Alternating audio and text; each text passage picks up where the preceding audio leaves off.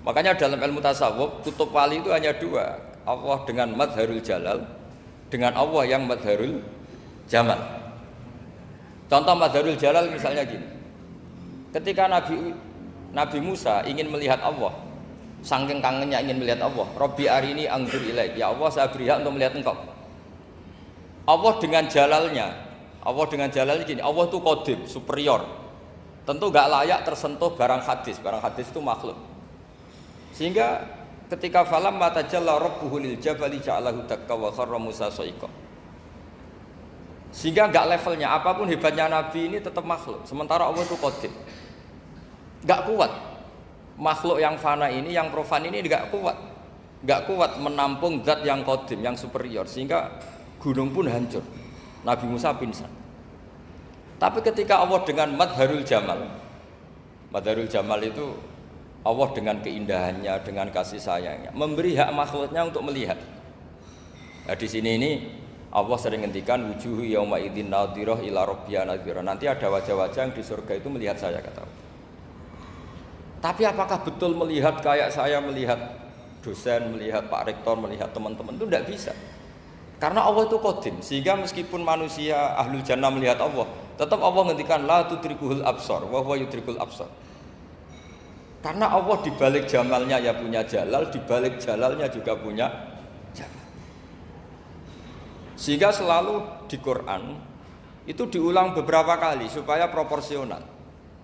Nah, kenapa ahli sunnah tetap berkeyakinan Allah bisa dilihat? Logikanya begini, fa inna kulla maujudin yasihu ayyura.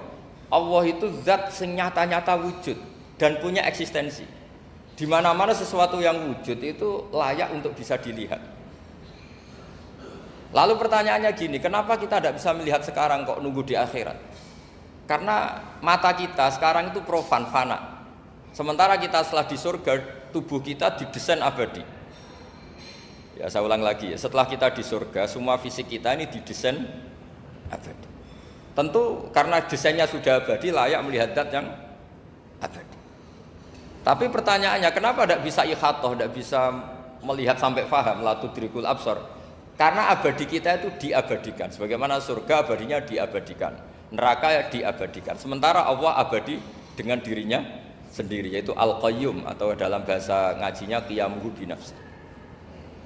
Nah, lalu makanya Mu'tazilah itu menentang betul kalau orang di surga bisa melihat Allah. Cara berpikir Mu'tazilah, melihat itu artinya yang dilihat ada arahnya, sementara Allah terbebas dari arah. Tapi kata ahli sunnah cara berpikir tidak seperti itu. Melihat itu pokoknya tahu. Nah, tahu karena mata itu karena kita ditakdir tahu itu karena mata. Sebetulnya yang menjadikan tahu itu tidak mata.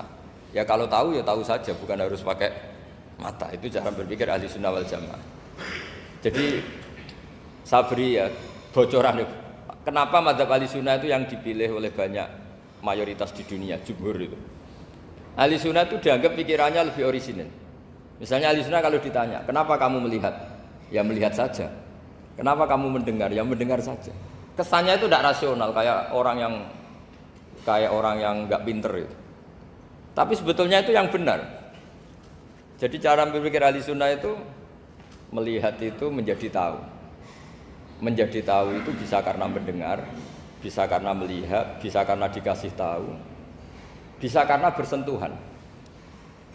Sebab itu di Quran itu ada ayat ala ya'lamu man khalaqa, bukankah zat yang menciptakan itu menjadi tahu.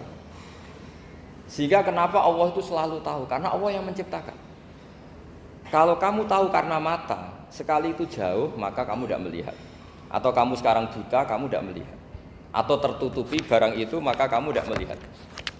Tapi kalau kamu tahu karena kamu menciptakan, maka akan melihat terus. Misalnya saya ini tukang batu. Saya ingat betul ketika saya bangun Monas, itu pulpen saya tak tanam di dalam Monas. Saya ingat betul kalau pulpen saya warnanya putih, tak tanam di Monas 2 meter dari pondasi.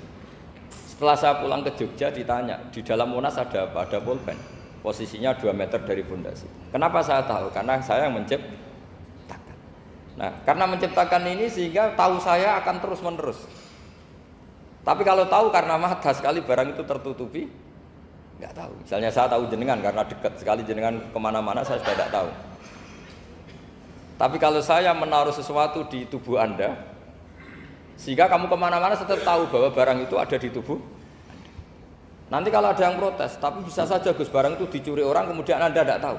Yang menjadi tidak tahu karena saya sudah tidak menciptakan suasana itu. Selagi saya yang menciptakan, maka akan tahu terus. Nah, tapi karena Allah ini menciptakan semua yang ada di bumi, maka Allah tahu terus.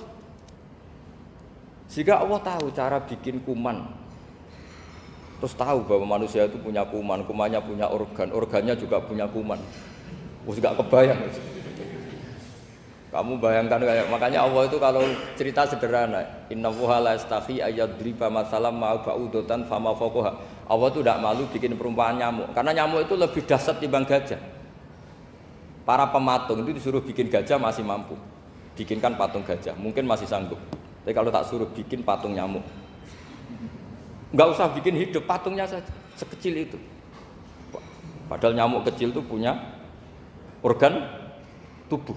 Lalu bikinnya organ tubuh nyamuk itu kayak apa sih?